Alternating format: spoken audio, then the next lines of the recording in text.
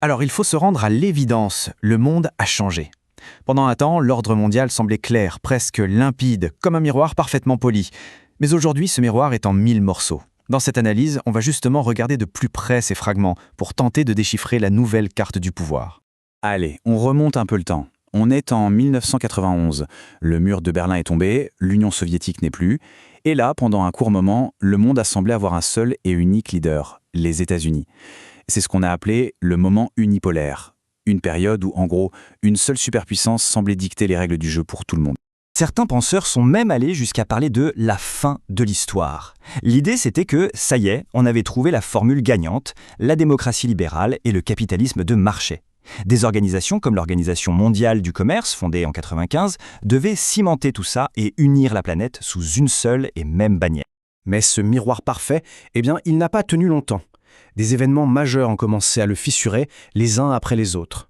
Les attentats du 11 septembre, bien sûr, la crise financière mondiale de 2008 et plus récemment, l'invasion de l'Ukraine. Chaque événement a été une onde de choc qui a ébranlé les fondations de cet ordre mondial. Et aujourd'hui, qu'est-ce qu'on a? Ce fameux miroir brisé, on vit dans un monde qu'on dit multipolaire. Ça veut dire quoi? Tout simplement que le pouvoir n'est plus dans les mains d'un seul, mais qu'il est partagé, ou plutôt disputé, entre plusieurs grands centres d'influence qui sont en compétition permanente. Bon, alors qui sont les acteurs principaux sur cette nouvelle scène mondiale?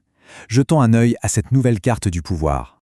D'abord, on a les puissances qu'on pourrait dire traditionnelles, les États-Unis, qui ne sont plus l'hyperpuissance incontestée d'hier, voient leur influence sérieusement remise en cause. Et puis l'Europe, qui, elle, a du mal à trouver sa place, à atteindre cette fameuse autonomie stratégique. Elle reste un peu ce géant économique, mais nain politique.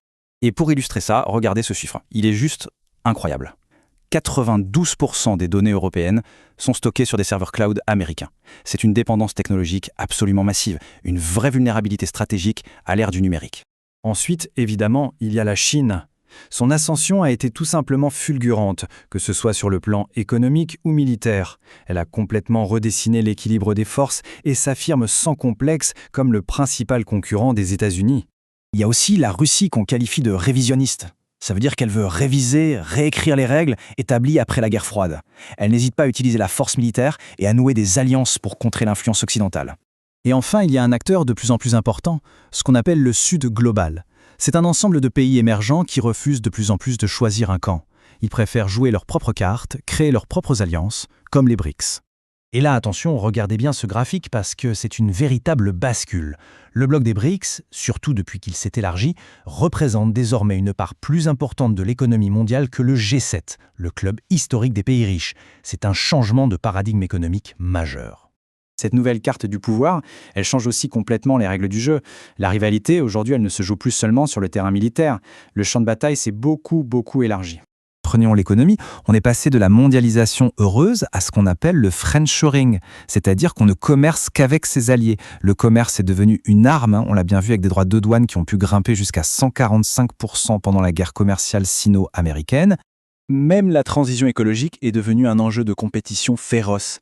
La course pour contrôler les minéraux critiques, le lithium pour les batteries, les terres rares pour les éoliennes, est absolument stratégique. Celui qui contrôle ces ressources a une clé pour l'avenir.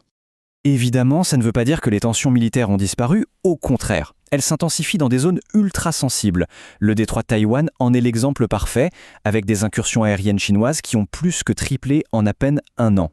Même la diplomatie a été complètement transformée. Avant, ça se passait dans des salons feutrés à l'abri des regards. Aujourd'hui, comme on le voit ici, elle est devenue numérique, instantanée, publique. C'est une révolution dans la manière dont les États communiquent et s'affrontent.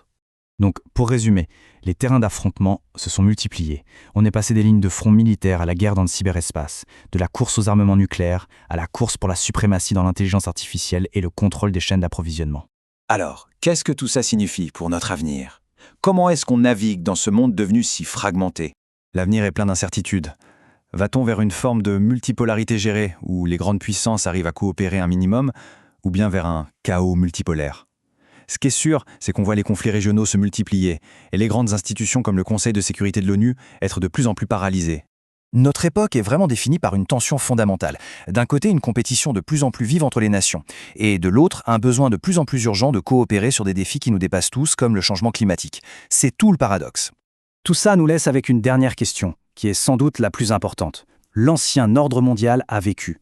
Dans ce nouveau paysage fracturé, la grande inconnue, c'est de savoir qui aura le pouvoir et la légitimité pour écrire les règles du jeu de demain. C'est le défi majeur de notre siècle.